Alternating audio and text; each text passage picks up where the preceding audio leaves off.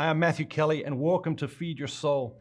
This Sunday's reading is one you've heard 1,000 times.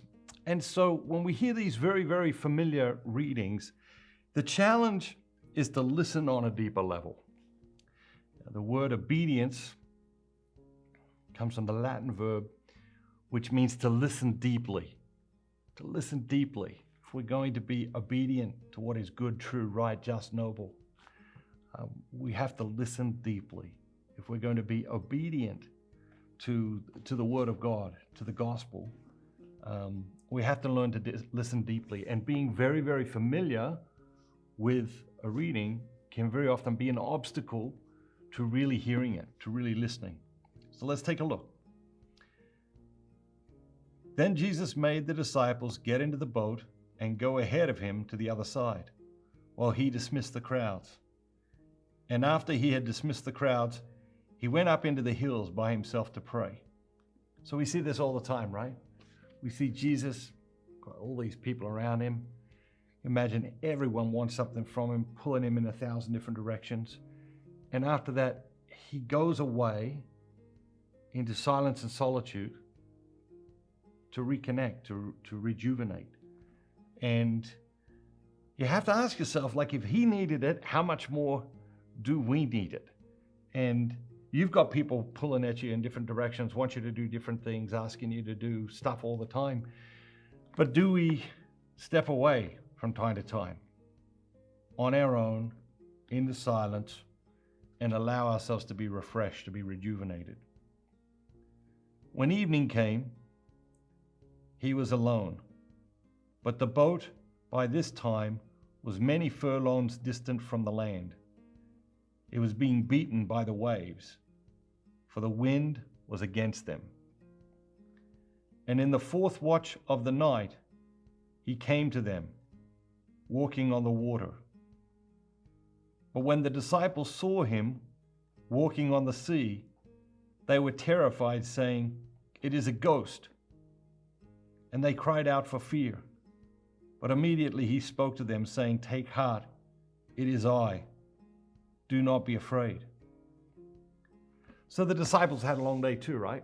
And Jesus has put them in the boat, sent them off ahead of him, because he knows they've had a long day. And he knows it's obviously going to be a long night because it's the fourth watch, which means pretty late. So they're tired. They're anxious. The wind starts to beat the boat. The waves start to beat the boat. You know, they become afraid. And then Jesus starts walking on the water, and they're terrified. Now, there's another story in one of the other Gospels, very, very similar. Jesus in the boat starts to get thrown around, and Jesus in the boat, all they have to do is wake Jesus up. But in this story, Jesus is walking to them on the water, and they become terrified. He says to them, "Do not be afraid." The most common phrase that comes out of the mouth of God in the Old Testament and the New Testament: be not afraid, or do not be afraid, or have no fear. What are you afraid of right now? What is the central fear in your life right now? And is it something to do with yourself? Is it something to do with someone else? Is it something to do with a relationship? Is it something to do with society, our nation? What is your central fear at this point in your life? I want you to hold that in your mind as we finish this reading. And Peter answered Jesus. He said, "Lord, if it is you, bid me to come to you on the water." So there's a couple of things here. Firstly, Peter isn't even sure it's Jesus. So they still think, okay, what's going on here? Maybe this goes, which is astounding, right? Because they've seen him do all these miracles. They've seen him heal all these people. They've seen extraordinary things, but in the face of this next extraordinary thing, they're confused, they're baffled, they're terrified. And of course, Peter's like, Jesus, if it's you, bid me to come out there. What's really important to understand here, because a lot of people talk about this reading as, taking a step out in faith. Okay, but what's really important to understand here, it wasn't Jesus's idea. It was Peter's idea. Jesus didn't say, oh, Peter, take a step out in faith. Come on over here. Let's sort this out right now and work out that, I'm the creator and you're the created. And no, it was Peter's idea. He said, Lord, if it's you, so it's really a test, right? Bid me to come to you on the water. So Jesus says, all right, Peter, come on. So Peter got out of the boat and walked on the water and came to Jesus. But when he saw the wind, he was afraid. And beginning to sink, he cried out, save me, Lord. Okay, so what happened? He got distracted. What does the wind represent here? It represents the distraction of life. He got distracted. We get distracted, we take our eyes off, what matters most. Take our eyes off the main thing. And we get distracted. And then we start to sink. And that's what happens.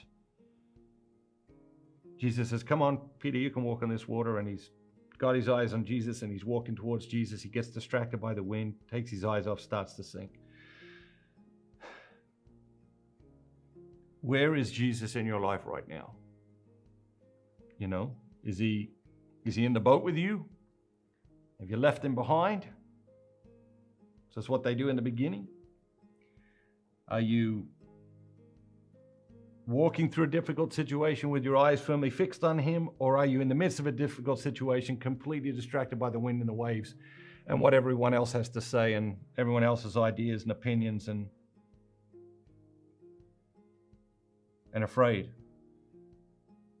And Peter cries out, Lord, save me. Jesus immediately reached out and caught him, saying to him, O man of little faith, why did you doubt? And when they got into the boat, the wind ceased. And those in the boat worshiped Jesus, saying, truly you are the Son of God.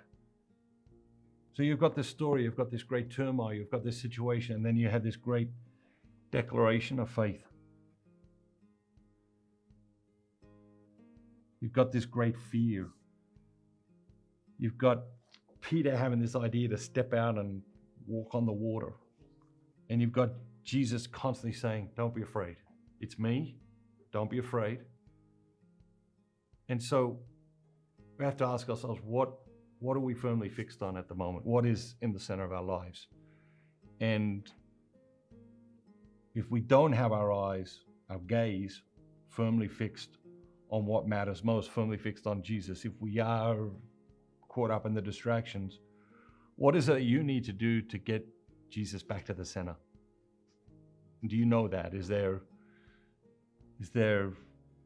a prayer routine that you go through? Is there spiritual exercises that you use? Is there a place you go to? Is there a quiet place that you go to that place and it allows you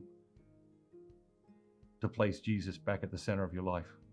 Because we all need to do that from time to time. If you don't have that place, find a place like that. In our noisy, busy, crazy world, we need, each and every single one of us, we need a quiet place where we can go back and place Jesus at the center.